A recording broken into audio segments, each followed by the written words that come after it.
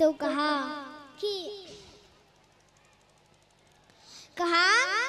जब जीव और परमात्मा का मिलन हो जाता है, जब जीव और परमात्मा का मिलन हो जाता है तो उसको रास कहते हैं, तो उसको रास कहते हैं।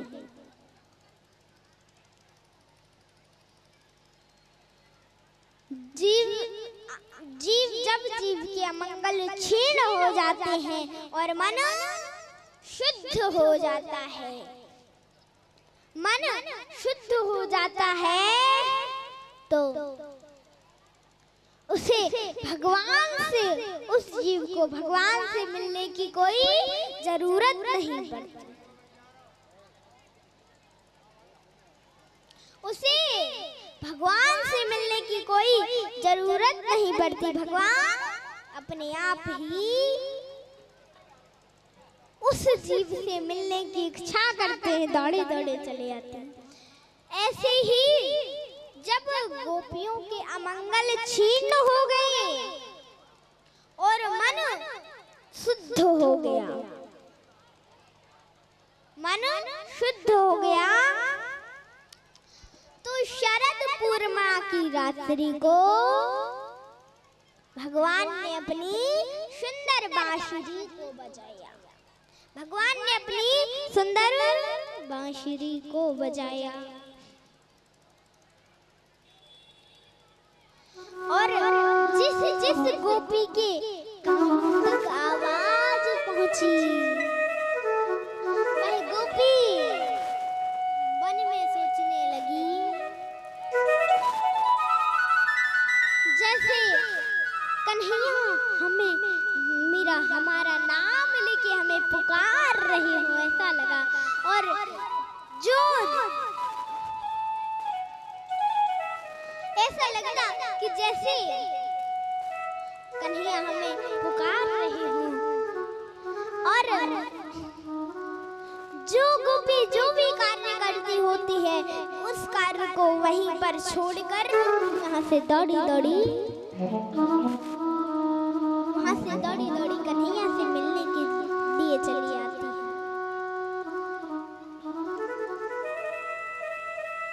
एक गोपी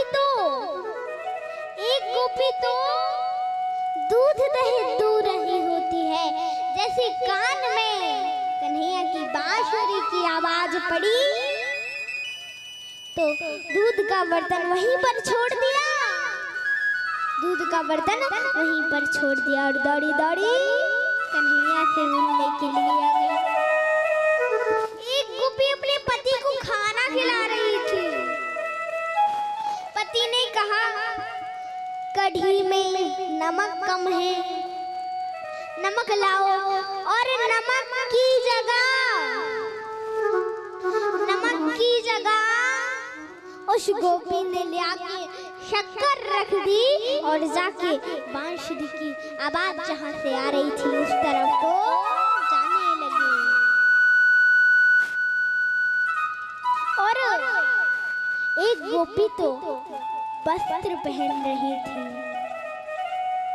तो इतनी शुद्ध बुद्ध, जैसे ही कन्हैया की बांसुरी की आवाज कानों तक पड़ी तो ऊपर के वस्त्र नीचे पहन लिए, नीचे के वस्त्र ऊपर पहन लिए।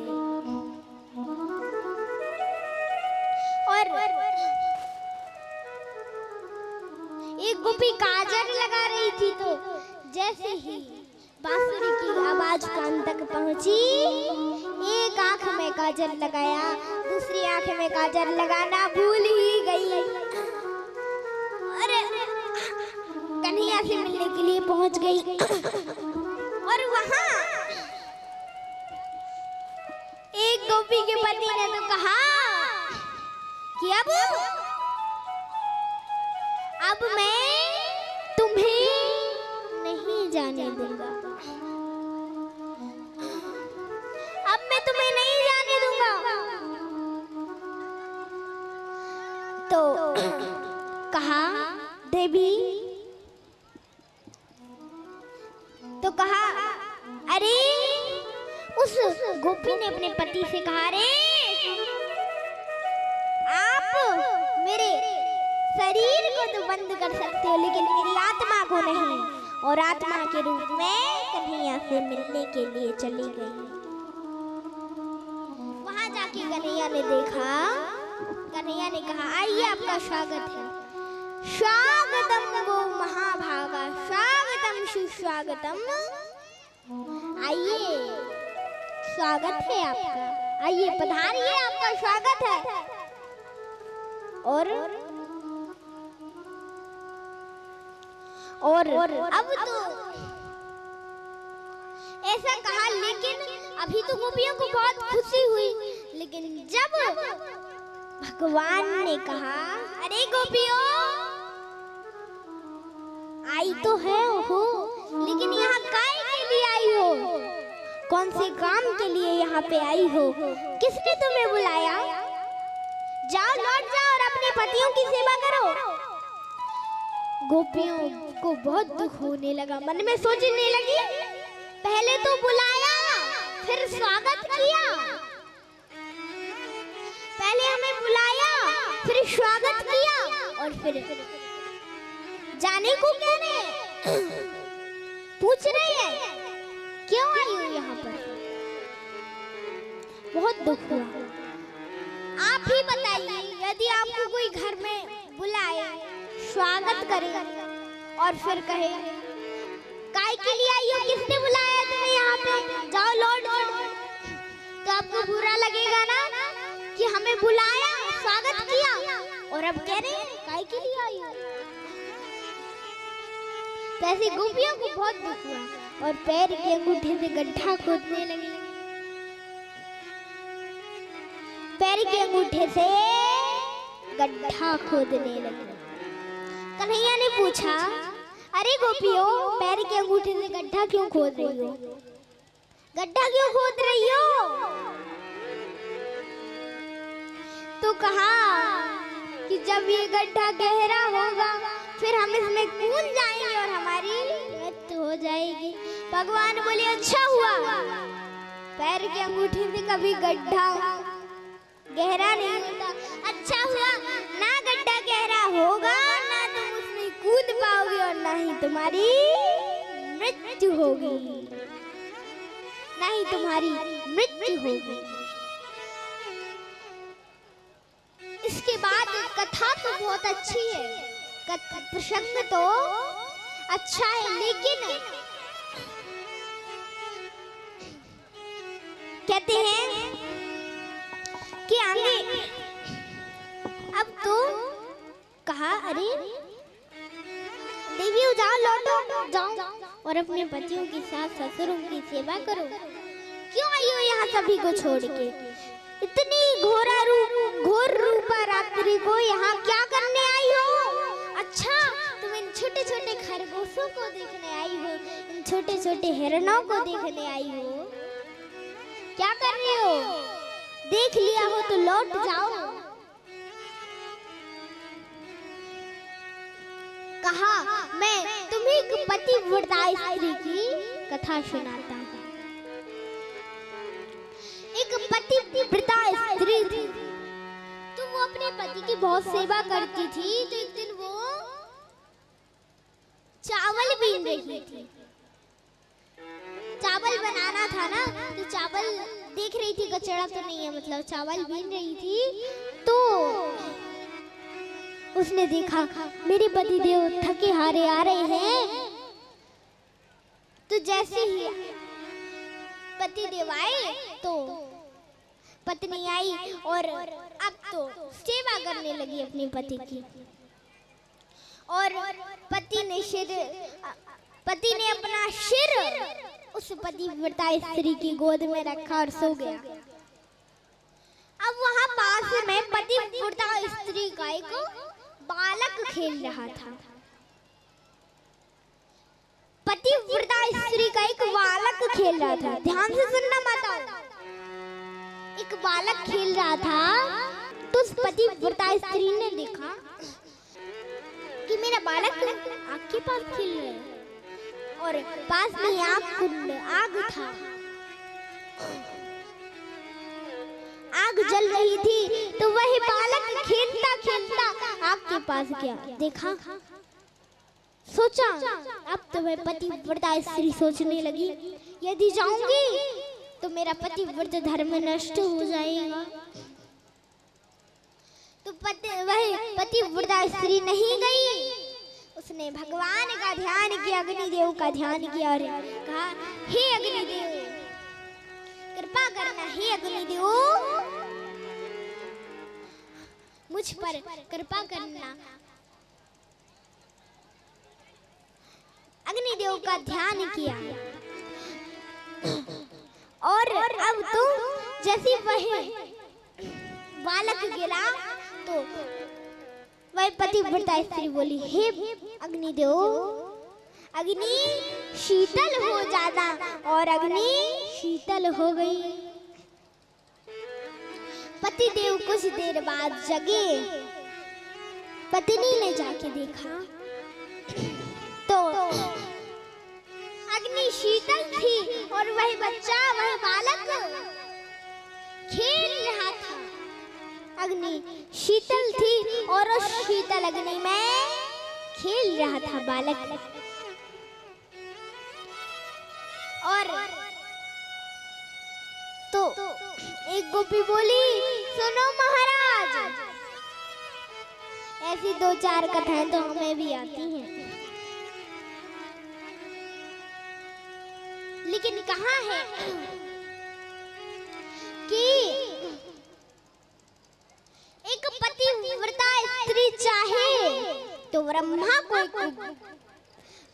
अपना बेटा बना सकती है, एक पतिव्रता स्त्री चाहे तो विष्णु को अपना बेटा बना सकती है,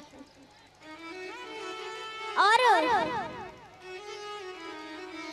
एक पतिव्रता स्त्री चाहे, एक पतिव्रता स्त्री चाहे तो महेश को अपना पुत्र बना सकती है, महेश को अपना बेटा बना सकती है। एक पतिव्रता स्त्री चाहे तो इन देवताओं में से किसी को भी अपना पुत्र मान सकती है, अपना बेटा बना सकती है। तो कहा, गोपी बोली, ऐसे सुनो पंडित जी, हमें मत सिखाओ, ऐसी दो चार कथाएं तो हमें भी आती हैं। तो कहा, जब आती है तो सुना दो। तो कहा कि एक पतिव्रता स्त्री थे, उसके पति एक दिन कहीं जाने वाले थे। तो कहा, अरे देवी मैं कहीं जा रहा हूँ।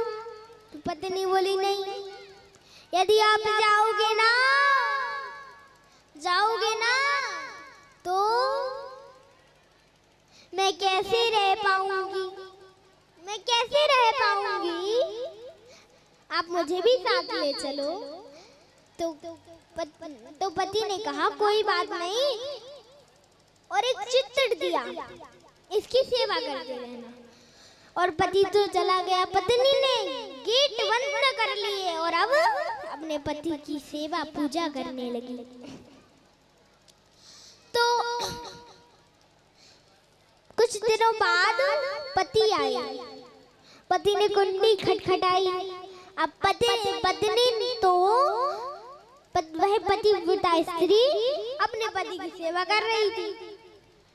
तो उसने सोचा, जाने कौन होगा, मैं छोड़ के भागूंगी तो मेरा पतिव्रत धर्म नष्ट हो जाएगा, इसलिए मैं छोड़ के तो भाग नहीं सकती हूँ, इसलिए मैं छोड़ के तो भाग नहीं सकती। तो सोचा कि मैं ऐसा करती हूँ,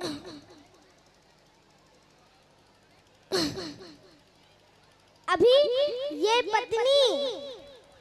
पतिव्रता स्त्री पूजा कर रही थी, पति गेट को, पति जब द्वार पे खड़ा है तो गेट खोलने नहीं गई, वह झुटमुट के पति की सेवा करती रही। तो गोपियों ने कहा, अरे महाराज एक बात बताइए, एक बात बताइए कि जब उस पतिव्रता स्त्री के सचमुच के पति द्वार पे खड़े हैं तो उसे मिट्टी के चित्रों की सेवा क्या करना। तो कन्हैया बोले ये भी कोई पूछने की बात है। जब उसके सचमुच के पति बाहर खड़े हैं तो उसको झुटमुट के पति की सेवा क्या करना। और अब तो गोपियां बोली प्रभु आपने अपने मुख से ही न्याय कर दिया, आपने अपने मुख से ही न्याय कर दिया प्रभु, आपने अपने मुख से ही न्याय कर दिया, न्याय कर दिया प्रभु। जब आप सच्चे मेरे हमारे पति हो, हमने आपको अपना सच्चा पति मान ही लिया है तो ना मिट्टी के चित्रों की पूजा क्या करना। ऐसे वर को क्या वरूं जो जन्मे मर जाए, ऐसे वर को क्या वरूं जो जन्मे मर जाए। बड़ी सुंदर श्याम को जुड़ लो अमर हो जाए, जुड़ लो अमर हो जाए। और अब तो यह प्रसंग तो बहुत अच्छा है लेकिन समय अभाव के कारण हम जल्दी झांकी आने वाली अभी। और अब भगवान ने रास किया।